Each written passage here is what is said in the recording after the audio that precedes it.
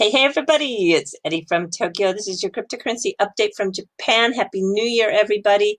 No surprise, 1 billion XRP was unlocked from Escrow, and people on Twitter and media alike are making assumptions. And well, just remember, those assumptions are very often not correct.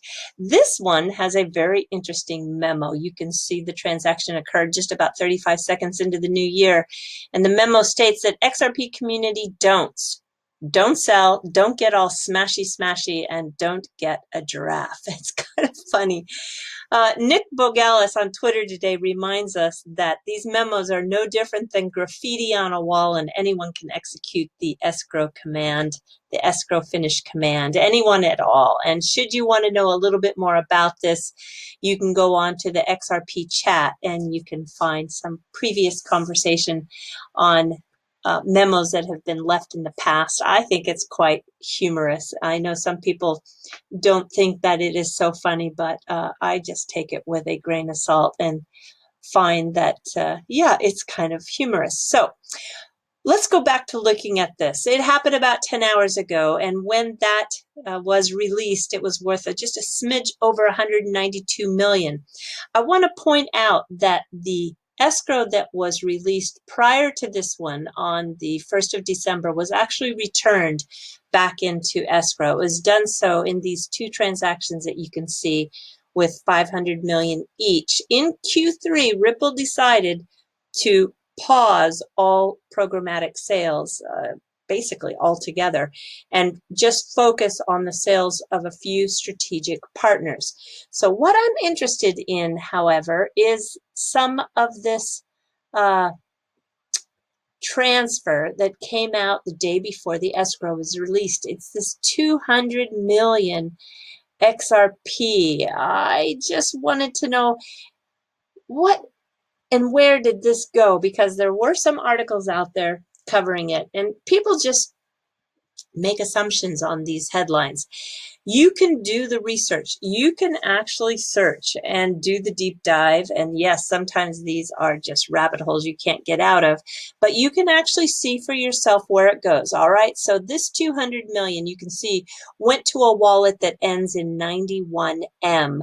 And that wallet was activated in August 2015 with just 100 XRP. The name of it is Ripple. It does have a multi-signing function enabled to it. I think 3 people to be exact.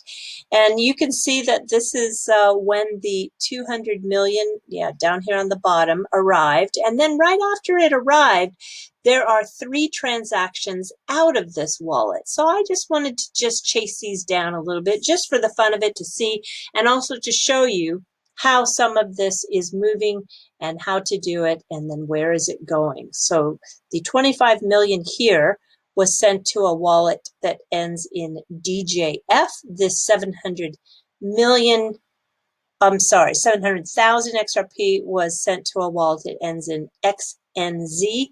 And then you have the last one, which is about 255 million XRP, and it went to a wallet that ends in 35Q.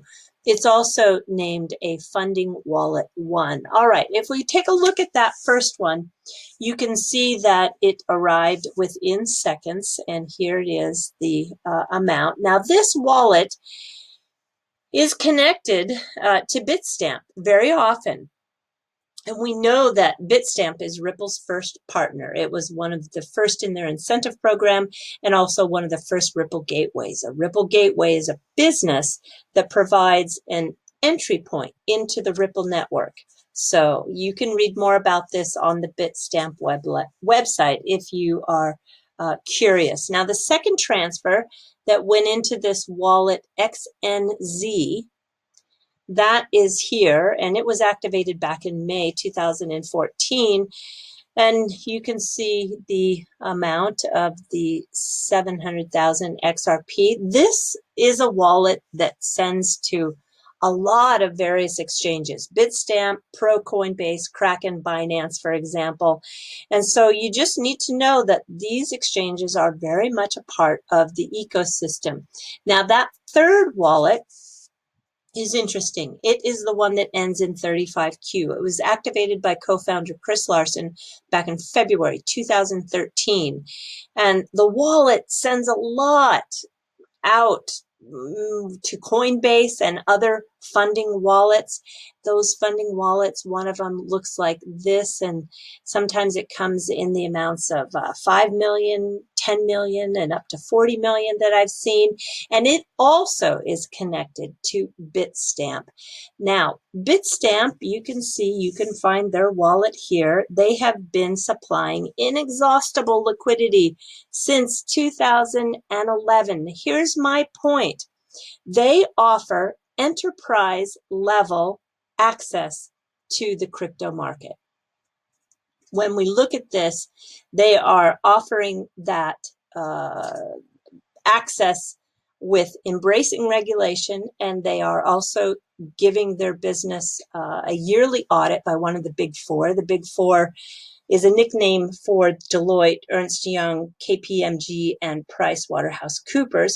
But they provide this access to brokers. Okay, so those are those money market makers out there. And then, of course, fintechs and the neobanks. Those are the 100% digital banks that have no physical branches. And then also banks here. And you can see that they can do that without providing any regulatory concerns for those banks. And here you can see that they eliminate barriers to entry into the digital currency markets. And with the information in regards to brokers, which would be the market makers, you can see that they have access to those assets with a partner that they ensure regulatory clarity. So I just think that you will learn that it's done compliantly, confidentially, and without regulatory concerns. They are able to bring XRP into the fold for these Ripple partners. So the last August, there was an article that was really, really good. It was in regards to the liquidity for the top 10 exchanges. And Bitstamp is in that top 10 for liquidity. You can't use volume. That is a flawed metric because the wash trading practices by, unfortunately, many exchanges skew that real look into their liquidity. But with Bitstamp, they are doing so in a very up and up way, not doing that wash trading that we find on some of the other exchanges.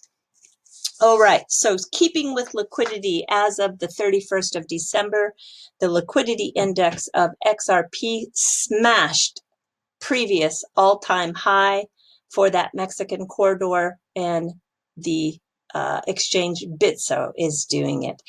It achieved over 10 million on a daily volume. This is proof that XRP is growing with its use case, and Bitso has injected capital also to move to other parts of Latin America, targeting Argentina and Brazil. So I'm very much looking forward to more announcements for this part of the world. And I am going to really drill down into some good questions, and we'll learn a lot about how liquidity is achieved when I interview the co-founder of Flash FX. This is Nicholas Steger, and he is with the Australian Payments Company. They are using XRP, and it will happen on January 7th. Nicholas was previously the head of private wealth distribution for financial markets with the big bank called Westpac in Australia. And he was also the first to tell me about ODL, on-demand liquidity for XRP, coming to Japan in Q1.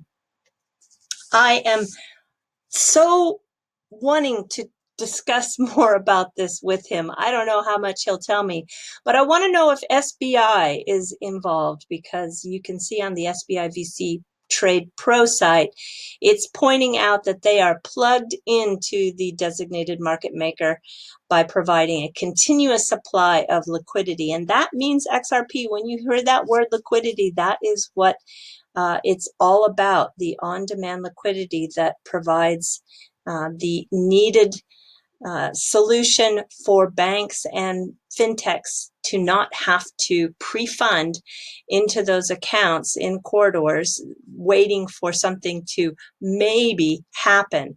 That is really the key value for this digital asset. So the SBI VC trade site also says that there are no fees for the maker or the taker. Wow, brutally competitive. All right, and keeping a little bit with SBI VC, the director of SBI VC Trade was interviewed by Cointelegraph in Japan, and it gives us some insight to what's in store for 2020. And here are 4 notable points of the article. The synergies with SBI, the mothership, if you will, are increasing, and the revised Funds Settlement Act has been approved in Japan, and it's going to make it possible for services that utilize crypto assets starting April 2020. This is very, very key.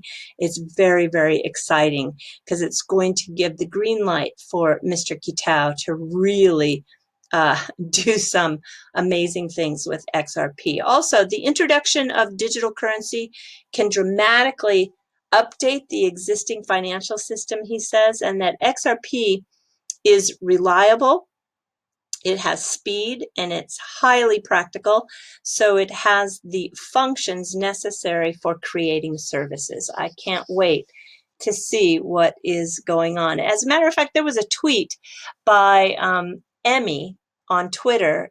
She did her tweet in Japanese, but she talks about how they're working on some projects underwater, is how it was put, and that she was kind of looking forward to being able to talk about those. So there is, I think, a lot going on.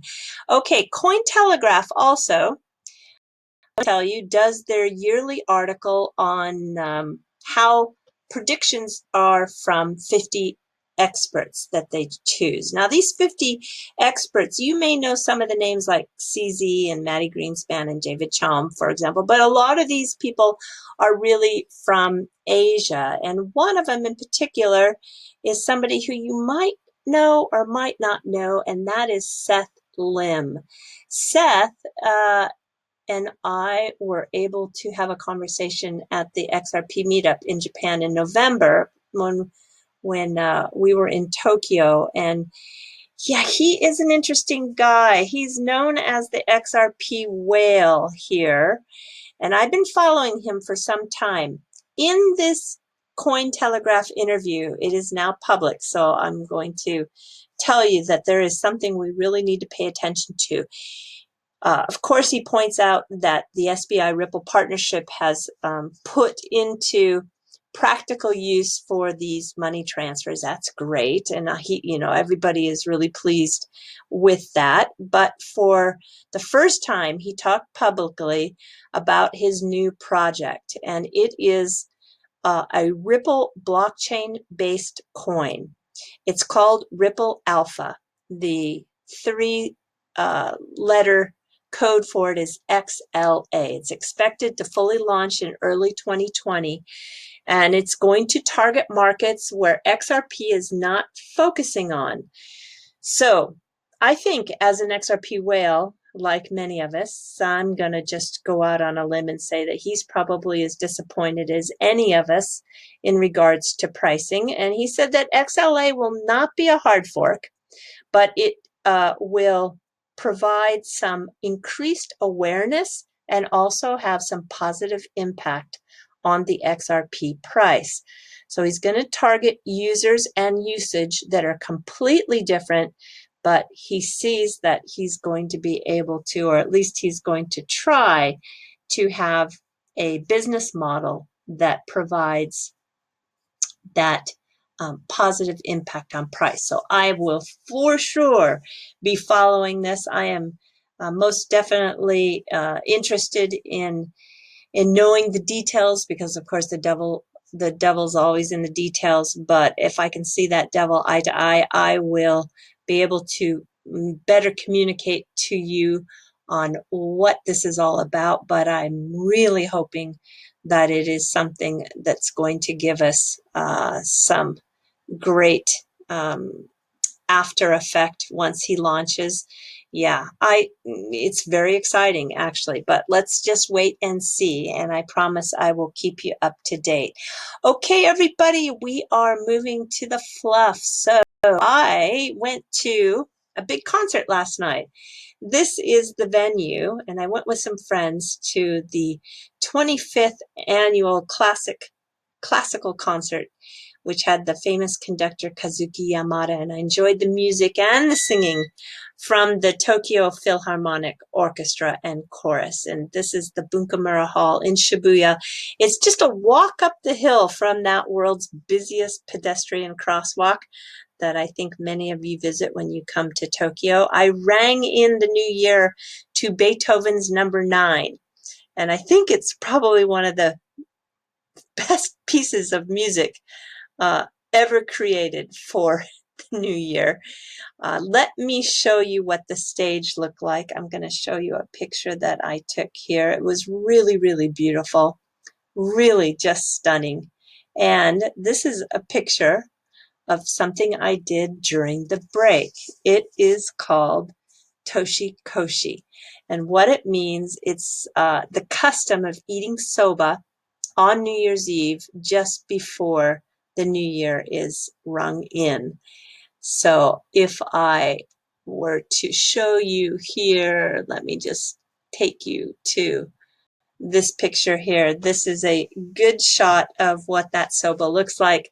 It's done with usually a tempura shrimp, and it symbolizes a long life. Because these buckwheat noodles are thin and long, you are to eat it just before the new year rings in to give yourself that good luck. So if you haven't eaten your buckwheat noodle yet this year, please do so. All right, everybody, do take care. Sayonara for now. Bye-bye.